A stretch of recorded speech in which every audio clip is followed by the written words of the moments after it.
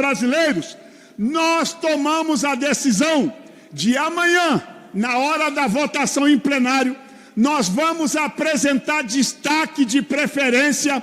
para votarmos a escala 4x3, porque nós somos a favor do trabalhador trabalhar menos, ficar em casa, descansar com a sua família, e não somos hipócritas e oportunistas como este governo. Já que querem ajudar o trabalhador, eu quero ver amanhã os petistas botando a sua digital e nós vamos votar o fim da escala 6x1 para aprovar como destaque de preferência